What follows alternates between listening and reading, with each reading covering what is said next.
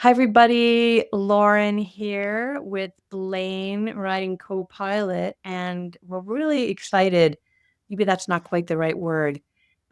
We have a really important conversation that we want to have today and invite you all to really join in with us in some capacity because we're talking about really difficult, challenging situations and how we get through them. And specifically, we're talking about the two hurricanes that just hit back to back in Florida. We know we have a lot of listeners that are in the Florida area, and we have a lot of listeners that are not in the Florida area that have been really watching to see what's going on there. And it's really intense, the build up to something like that, to the storm. We know it's coming, and you're getting all of these directives of what you should do if you live in the area, and then everyone's watching the storm as it comes, and then what destruction does it entail, and then when it leaves, and then still the flooding that comes after.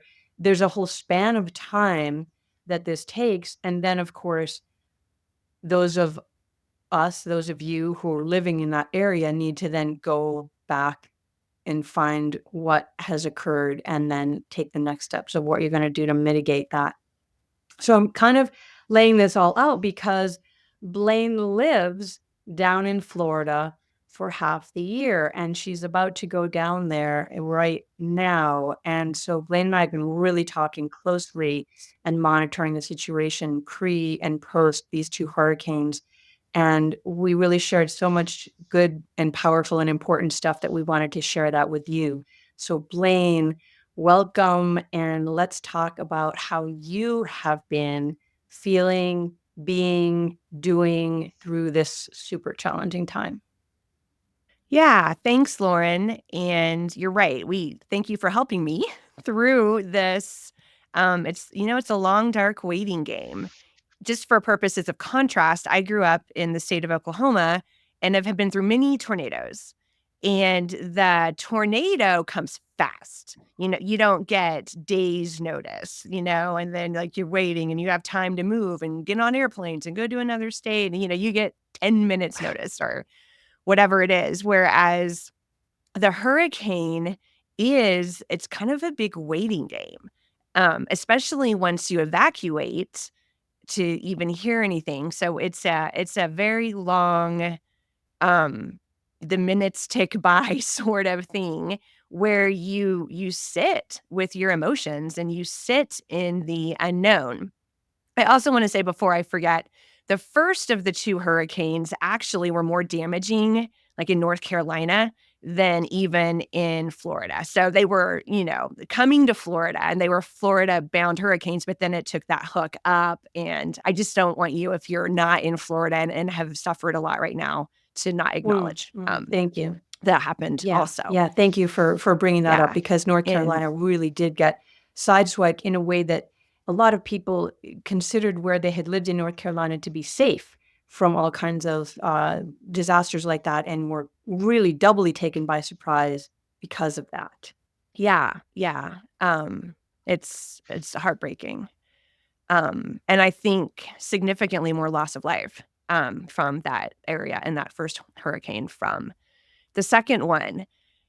I'll start by saying I maybe have never been so happy that I'm a yogi as I have been going through this, maybe with the possible exception of COVID and, owning a yoga studio, during COVID and the government shutting it down, and trying like, I was also happy that I had energy medicine skills and yoga skills and have studied yoga philosophy skills because I think it's easy to get yanked around by your emotions. And not that yogis are immune to being yanked around by their emotions, but there's a term in yoga, it's svadhyaya, which means self-study. And part of that is stepping outside yourself a little bit and watching yourself going through your emotions, watching yourself reacting to your emotions, watching yourself remember your tools or not remember the tools, or, whatever it is that you're doing when you are in the heat of something that's really difficult. And also, the other thing I really tried to stay cognizant of, because it's something that I teach. And as a teacher of yoga, it is important to me that I practice what I preach. And so that's one of the things I was trying to witness. Am I practicing what I preach when I'm going through hard times? Because people come to me when they're going through hard times seeking my advice. And so it was like a litmus Mm. test. Is what I teach, practical? Can I do it? It was like the two Blaines, right? The Blaine who's in the middle of it and the Blaine who's watching the other Blaine and seeing how she's doing. And one of the things that I teach is, can you, and this is metal element, and we'll talk about the metal element quite a bit, I think, in this episode, because that is the balancing emotion, is letting go. And so watching my attachment and my ability to let go was something that I was trying to pay attention to. And man, I felt a lot of attachment, a lot of it. But to go back to my previous point, can you be in the middle of something really, really hard and at the same time have the greater vision that something good will come of it? Can you be in both places at the same time? And so I was trying to do that, straddling without, bypassing or skipping my emotions or anything like that. Could I feel the depths of my feeling, but also have the faith that whatever was on the other side was going to be okay? And if the universe wants me to let go of something right now, can I do it in trust that what comes after that could be even better? That's amazing that you said that, Blaine. I don't think I've heard you say, and I wrote that down, something good will come of it. That's a step beyond just saying it's going to all be okay. Because okay could mean that like it's just going to be neutral, the house won't blow away or something like that. But you're saying that something good will come out of this potentially really destructive event that's going on. Can you, do you have any examples of what, or has that already occurred for you? Have you already noticed something good happening since this event? I'm really thinking me, to be honest, when I say that. And so I think, of course, when there are disasters, there is the good of people stepping out and helping, right? And, all of that. And I've had many people reach out to me proactively, Blaine, I will come to Florida and help you rebuild. I will, so yes, there is that stuff. But I really meant that when I say I was attached, I love to go to Florida in the winter. I love not experiencing winter, but I also particularly love our area. It is paradise. And I love, and when I was sitting in the unknown, I thought about, what am I really gonna miss? Right? If my home is a total loss, we have an uninsurable property due to its proximity to the Gulf of Mexico. So if our house was completely demolished, we were not going to rebuild. We made that decision, while the storm was coming in. Why would you? Because there will probably be another one on the back, given the state of the environment right now. And so, and it was not looking positive, and it wasn't. Actually, the little town I'm in had the highest storm surge and the highest wind gust of the entire Hurricane Milton. And so it wasn't looking good. And so that's what I was trying to think of. If that part of my life being taken away from me, I mean, I not only love going there, I love looking forward to going there. And I have friends in Colorado, and it's not to diss Colorado, because I come from a place of privilege that I actually can be in Colorado part of the year and I can be in Florida part of the year.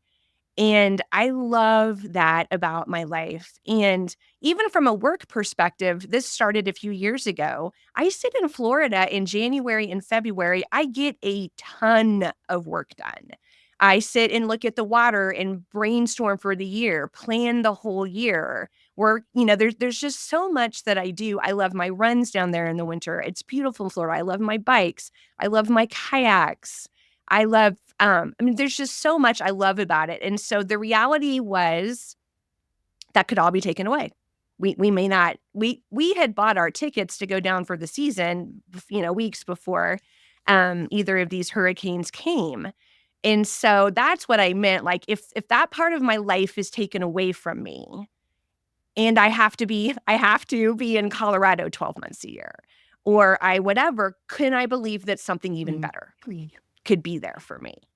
And so that's kind of specifically what I meant. I very, very narrowly focused to me and my problems there. No, that totally makes a lot of sense. And I want to say, I think this is the issue with these kind of situations because you have to be narrowly focused on yourself, right? Like you've got, like you said, you have a house that is uninsured. That's a significant financial loss if you lose that. And just all of the pieces that go in your life, right? Especially if you had been in Florida at that exact time, right? And you did. You had your sister-in-law actually left and came to Colorado to stay with you so that she was safe and out of that. So you have to, at some level, definitely think about yourself. And this is one of the yogic tenets as well. Like you are the drop of water. That's you, just you. And then you are the ocean, which is you and your community in Florida, and then in the whole state of Florida, and then in the whole country. And so I remember very specifically you saying, a few degrees difference with wind speed or water temperature, one or the other, and it goes a little bit south and it misses us all together. And you had this huge, like, oh, that would be amazing. And then right at the next second, you said, except then that means it would be worse for somebody else that's living down where that would go. And so this very delicate dance between wanting to be safe and okay in yourself, but also wanting everybody to be safe and okay. And it's not like you could make the storm move that 1 mile or 10 miles or 20 miles difference, but just having that thought and that awareness is just as powerful, I think, because you're really taking into consideration your interconnection with everyone. And so even if you are not hit personally, you are hit. And I think that might be a piece that's Mhm. missing from the conversations about the kind of global upheaval from these natural disasters is, oh, thank heavens it's over there because I'm not over there. But you are over there too. You are over there too. And you had that wisdom even in that moment when I'm going to be honest too. And I hope this is okay, Blaine. I'm outing you a little bit. I've never seen you as attached, might not be the right word, but I'm going to use it for lack of a better word, as attached as I did during that time when you and spinning.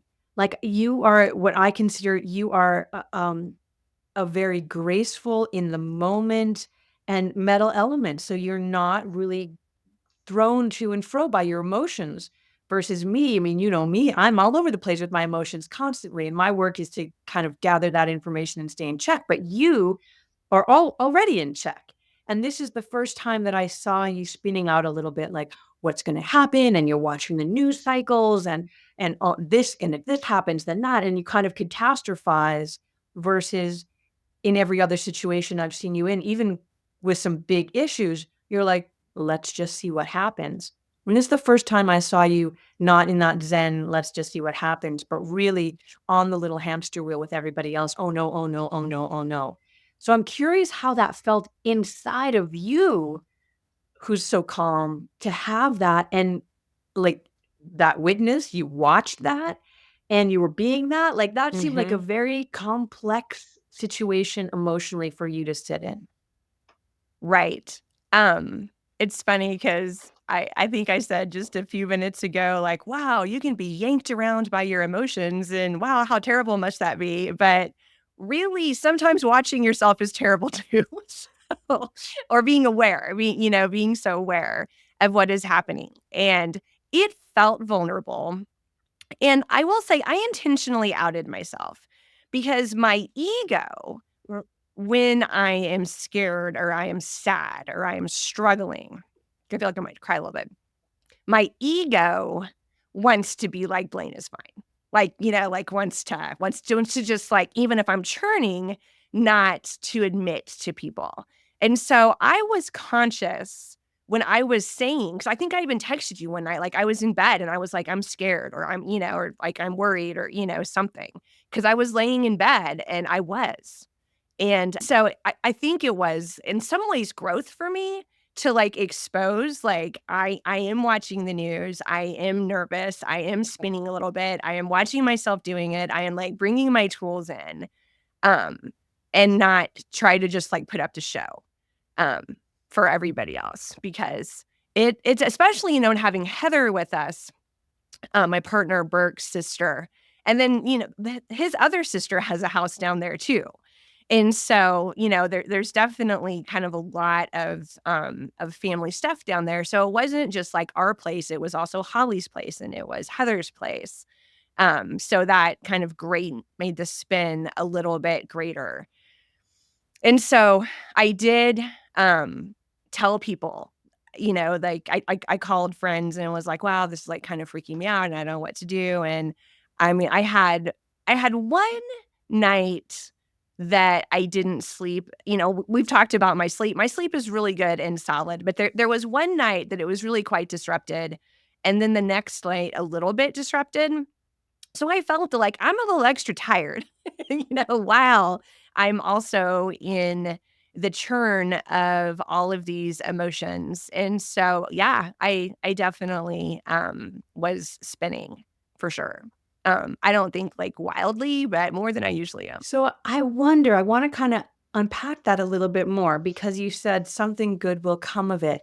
And for me, I want to believe and I want to put it out to you if this might be one of those things because we talked about this before.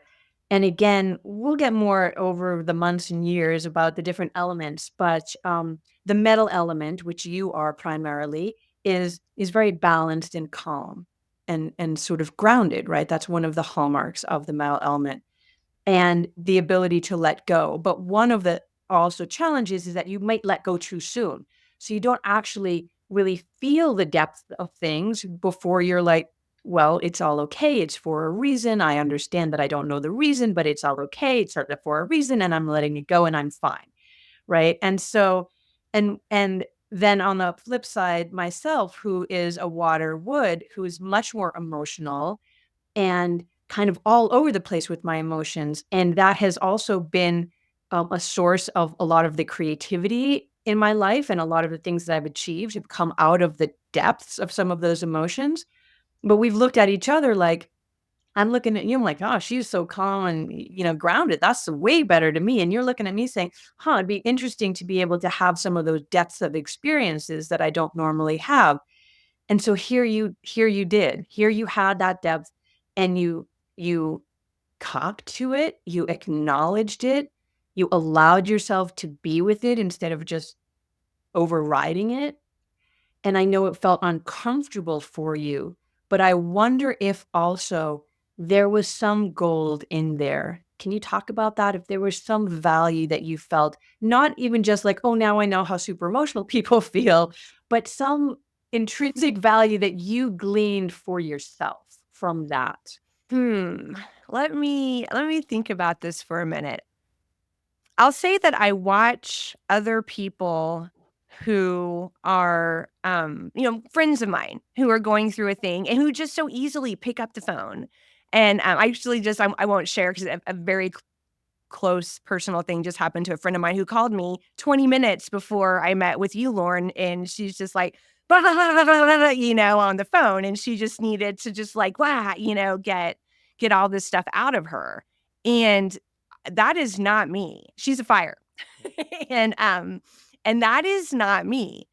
And so, I even before I knew anything about the elements, when I was self-describing, things I would go through, and I had very little self-awareness, but the self-awareness I had, I would always say, "I don't wanna talk about it until I've been through it." Like, I never wanted to talk in the middle of the situation, ever. I wasn't because it was like it's like the ooey gooey wound, Like, when my wound is ooey and gooey and bleh, I don't wanna talk about it. When it's a scar and I've kind of gleaned everything that I can, and it's not an open at risk wound anymore, and I'm on the other side of it, then I want to talk about it. And I've always been like that. I mean, I figured this out about myself young, that I didn't want to talk about it till I was through it and had learned what I had to learn. And so I mean, I do think there is something to your point to me talking to somebody in the middle. Yeah. And it actually felt good. It felt not alone. Did it feel like it helped you navigate how you could take the next steps?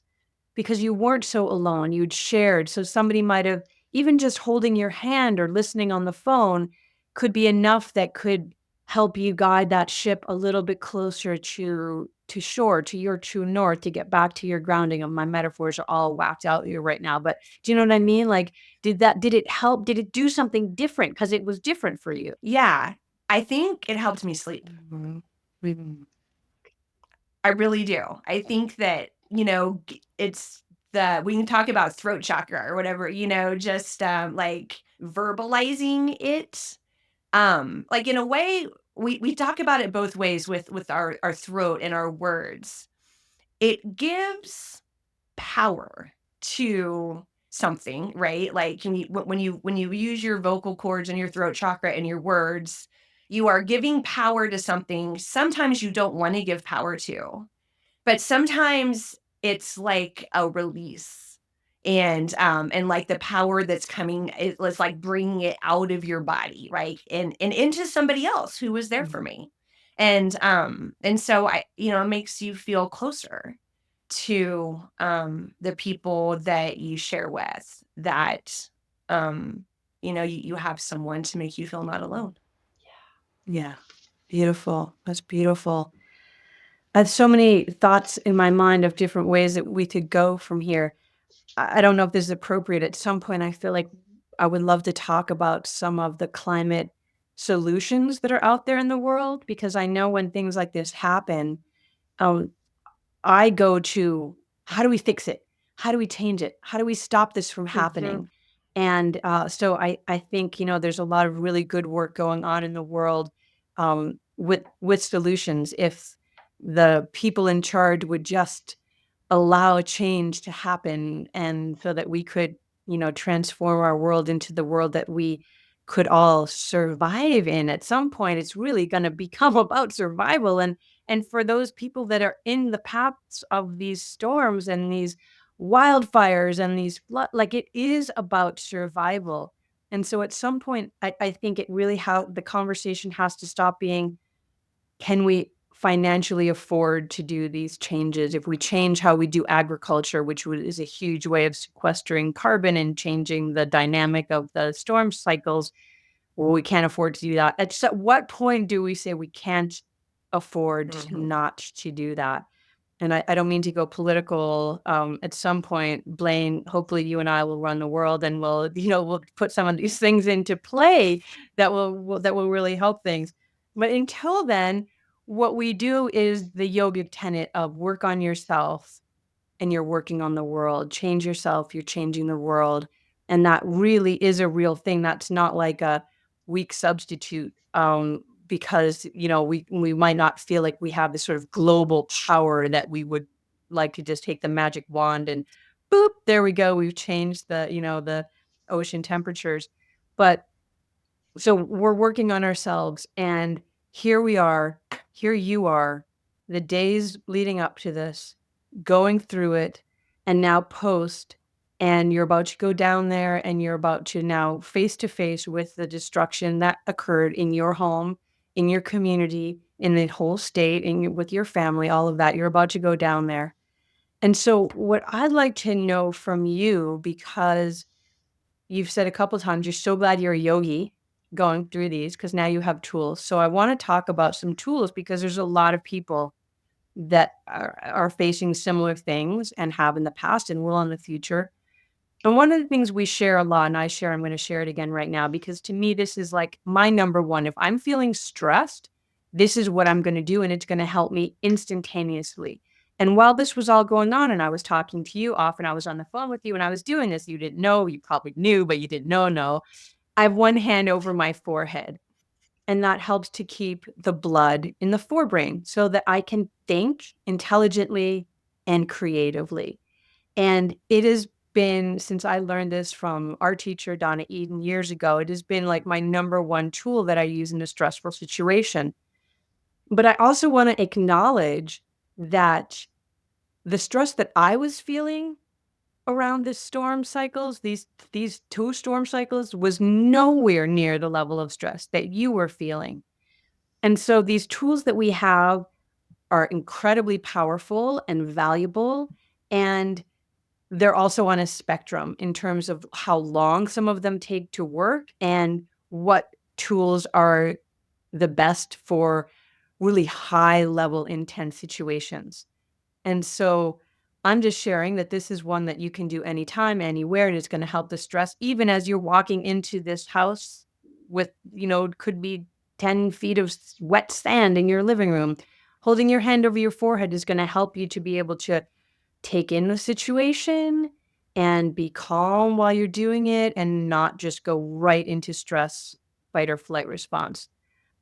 And I want to know what you've been doing as the stress loads are definitely higher in your world right now. What are you doing to support yourself energetically and therefore emotionally? I learned how to say it this way from you, Lauren, that sometimes you have to meet the energy at the intensity upon which it is. Right. And so sometimes when you have a very highly intense, energetic response that isn't more of the like, oh, my nervous system is taking a hit right now, kind of things like nervous systems do, then you get more aggressive. It's a more aggressive takedown of your system. And so you can, it's like meeting fire with fire. And, I will say the first time I ever did this was during COVID because my studio, the government and where I live in the Boulder, Colorado area, we had a lot of government shutdowns. I know other parts of the country, I think they had yoga, maybe Florida, just like their yoga studios never closed. Well, it was not like that in Boulder, Colorado. So the government, shut down the studio. And it was, at first it's like 2 or 3 weeks, and it ended up being for months. And then we were allowed to open at 50% capacity, which, was a really weird time. And I was just kind of pulling it all back together. And then I found out the government was shutting it down again. And, because of the rates of, the COVID hospitalizations. And I just remember I was by myself in my yoga studio when I got that news. And I have a stereo system in my yoga studio, and I just, like, cranked up this really loud, like, dance music and started just, like, dancing by myself. I was the only one in the thing, just, like, jumping around and dancing and making noises and, like, shaking, and I was just, like, because it was just so I have rent, I just had so much, and so that's the first time I really consciously was like, I couldn't walk out, onto Main Street in my town and cause a scene yelling or something, and so I just went to town with loud music until I just was, like, exhausted.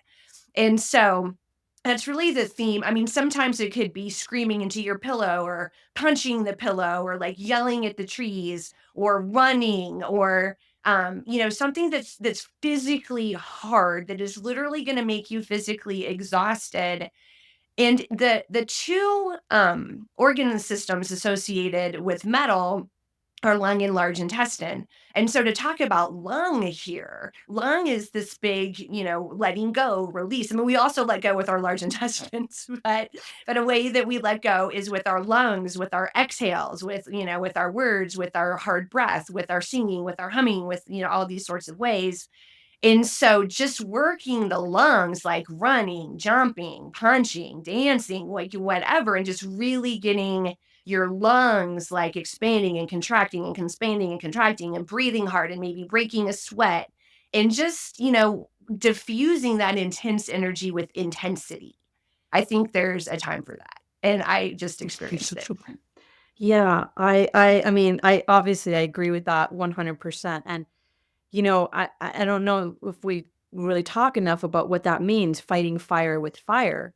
It's like when there is a fire, oftentimes the fire crew will go and light another fire to run towards the fire so that the fire meets the set fire meets the out of control fire, and then there's nothing else to burn. And you've created a zone around that where there's no more fuel for the fire. So the fire has met itself. It's like, I've seen you in the mirror, and now we can both just mellow out and calm down. And so, what you brought up about that intensity, and I also want to put a little pin into that yelling to the trees.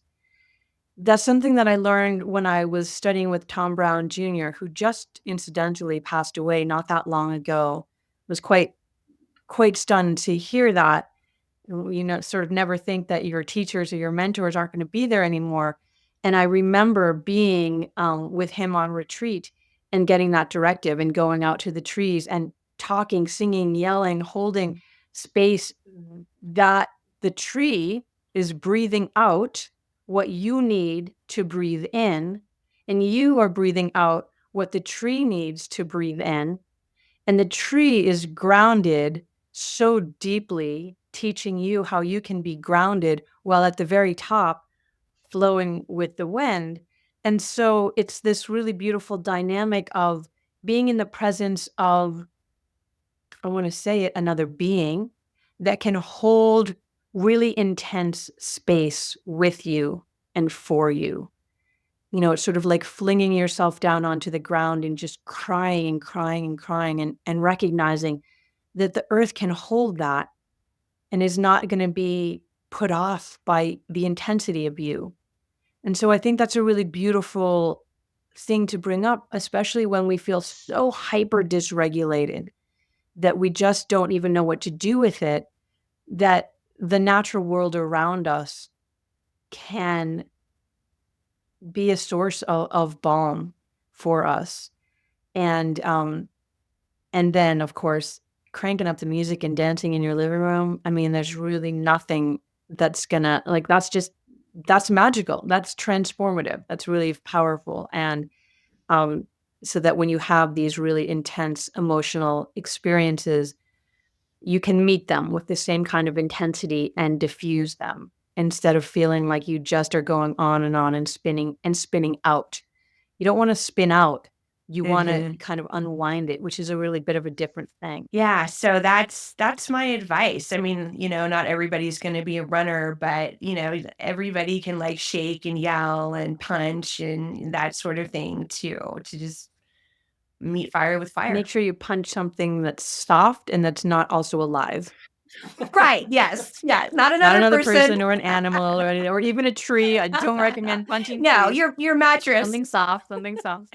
Yeah. Um, Thank you for yeah, I clarifying. just had to say that. Okay, so you're gonna be down in Florida really soon, and I'm just wondering, if you were telling a friend, a student that was preparing to do this journey, what advice would you give? And so therefore, what advice are you giving yourself to prepare yourself to, you already know some of the damage, you're not showing up to your cushy little lovely little place. You're showing up to some destruction. So how are you preparing for that, and what are your plans for when you get on the ground?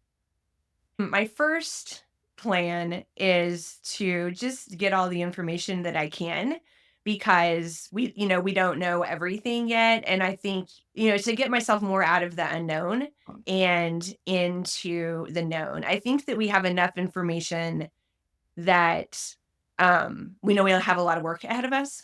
And so that, that I already know. So I'm already in the mindset of the first, couple months are not going to be relaxing in any way. Like I'll be doing, when I'm not working, I'll be doing a lot of construction.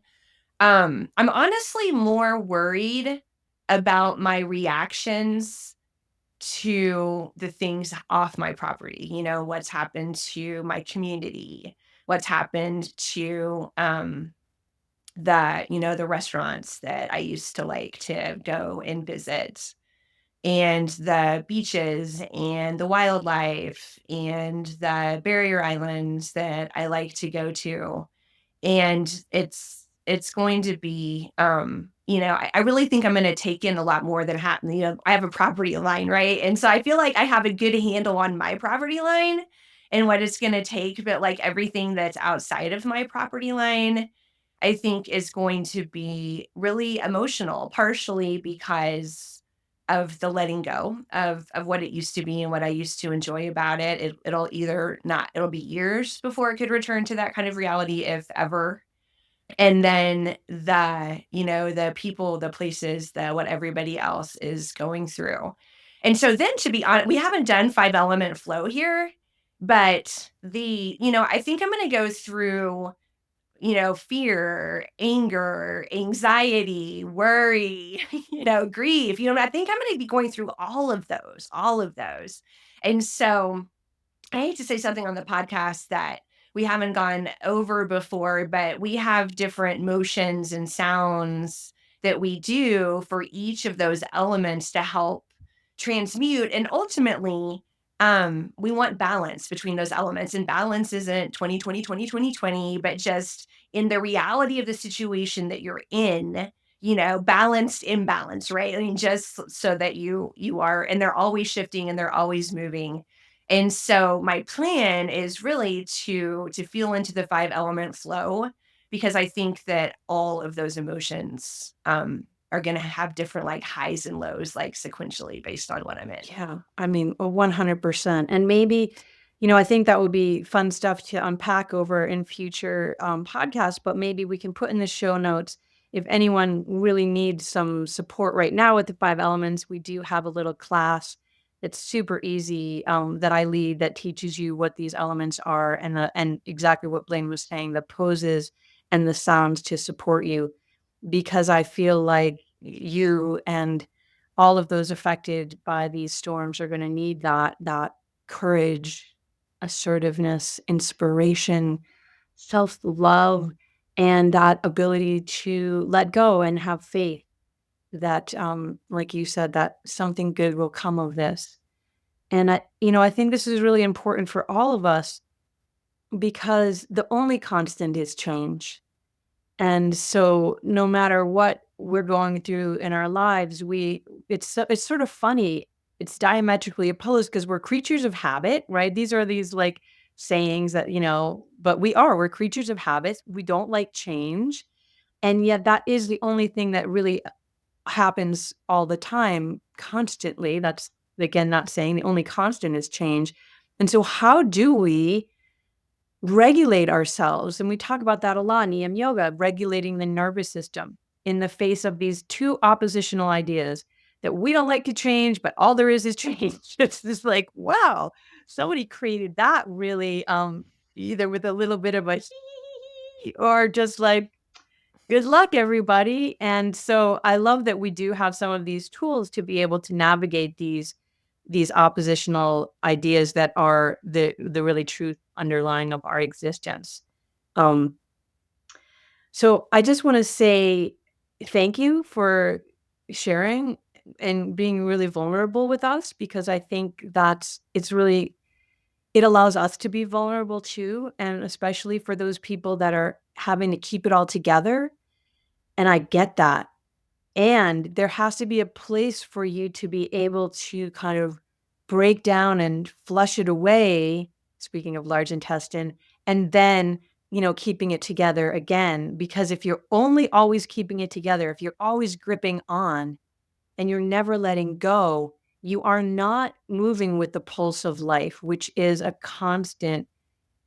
It is a constant holding on and letting go and holding on and letting go and holding on and letting go. And so for those of you that right now feel like you've got to keep it all together, I hope that you can find a friend or somebody, somebody in your church or temple, or that you can reach out to in your community, an elder, a leader, a child, somebody um, that you could share with, like Blaine shared with, so that you can release a little bit of that you have to keep it all together, so that when you are confronted with the 10 feet of wet sand in your living room or the 10 feet of wet sand in your emotional living room, you have then the reserves to do that. And so I'm hoping for that fortitude for all of you in North Carolina and all of you in Florida and all of you all over the country and all over the world that are still digging out from disasters that are 2 or 3 or 10 news cycles ago, but you are still rebuilding your heart, your home, your communities. This is going on all over the world, and we really do need the strength and resilience and the acknowledgement that we are all together so that we can find that support in the ocean and not just feel like we're alone in the drop. Yeah, thank you, Lauren. I'm glad. I think it was therapeutic for me to do this podcast, so thank you. Awesome. Thank you for sharing, and thank you all for tuning in. And our blessings go out to all of you.